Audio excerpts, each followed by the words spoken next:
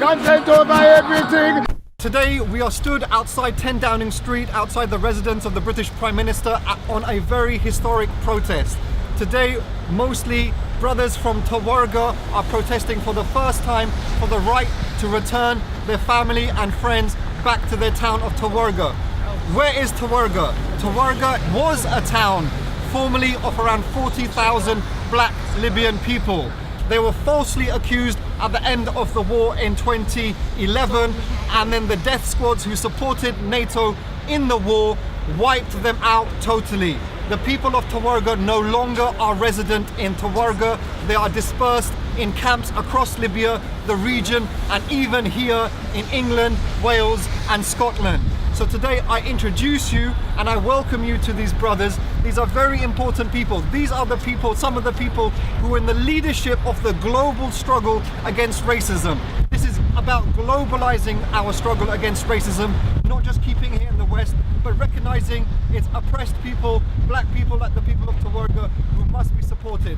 And now I'm going to introduce you to a few brothers from Tawergha that you can hear directly from themselves. First, I introduce Brother Ramzi, then we have Brother Musba, and then Brother Mohammed from Tawergha, who are going to address you. So first, please, Brother Ramzi, welcome. Yeah, thank you very much for giving me a chance. This is basically, as Brother Sokan mentioned, the reason we come in here today because of the abuse to the human rights of our people in Libya, as they have been promised by the Libyan government to protect them, to let them go back home, and at the time which has been recognized by the government to go back home, the people of Tawergha, they have been forced and faced with an armed militia and not allowed them to go back to their town. Now the people of Tawergha, now they're living in a place when they were nowhere to stay. It's like in a desert.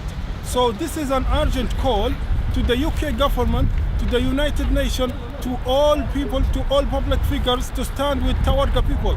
To stand with Tawergha people to go back to their town. And thank you very much.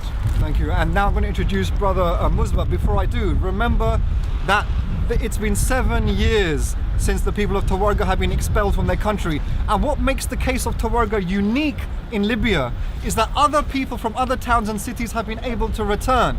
The city of Tawergha is no longer even there. They're the only people in Libya who in any given town or city or area have not been allowed to return. So this is a really important issue. Now I welcome Brother Musba. My name is Musba. I was born in Tawergha. I grew up in Tawergha. It was a very nice town, and the crisis is started 2011, which is the NATO is the bomb Tawergha, and we are all living in the camp now.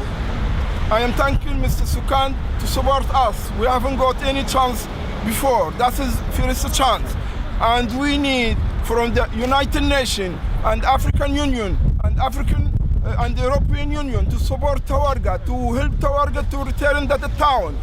And to be honest, Tawergha is the weakest tribe in Libya. We are Black. We haven't got a lot of qualification. We are not rich town. We need support. We need support. Please help us. Thank you, Brother Musba. And finally, I welcome our Brother Mohammed from Tawergha as well. And again, I urge all of you to join hands in unity for the struggle of people of Tawergha. It's a global struggle, because what's happened to the people of Tawergha and Libya does not just impact them, it impacts all oppressed people. Our liberation is tied directly to their liberation. So please welcome Brother Mohammed. Thank you. I just want to say it's an honor for me to be standing up with my brothers today, of our people of Tawergha, that my people have been suffering and struggle and racism from the last 7 years. So we just ask to the human rights organization and the civil organization that we ask for immediate intervention. So thank you. Thank you. And just to finish off, you have to remember, not only have the people of Tawergha been expelled and ethnically cleansed from their hometown by the pro-NATO death squads in 2011, some of these, actually probably all of these brothers, have had family killed directly by NATO bombs as well. So actually the NATO countries who have inflicted this crime on the people of Libya and Tawergha especially need to give compensation and reparations and justice to these people. Stand with the people of Tawergha, stand justice in Libya, stand for peace and reconciliation and unity of the people of Libya and especially the people of Tawergha. Thank you. And also we'd like to send a message to the UK government to apply their rules, because they are part of the NATO. They came to the UK, to Libya, sorry. They came to Libya and they were part of destroying Libya. And what Tawergha people is passing through now, this is because of your intervention to Libya. So please apply your humanitarian and legal rules. Thank all people who comes here and support us. And the NATO entered Libya by decision 1937 to protect civilians. And 2011. So the people of Tawergha, they are civilian too. So they are struggling for their life, and they fled from their hometown to protect themselves, and they're afraid of their lives.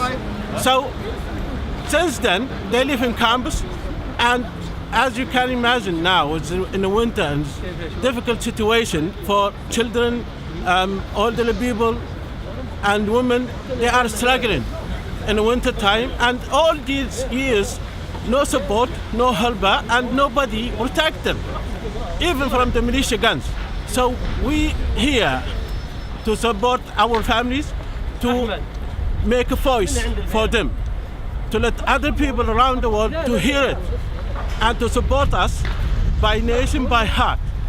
So we here ask the United Nations to help us to protect civilians, as they used the decision 1973 to protect civilians. And thank you. I'm here for a social reason, not political reasons. I'm only supporting the old man, old woman, the children who are without home. So this is my reason standing up here for my all Libyan people, only social. And I hope they go back to their homes soon. Thank you. Thank you.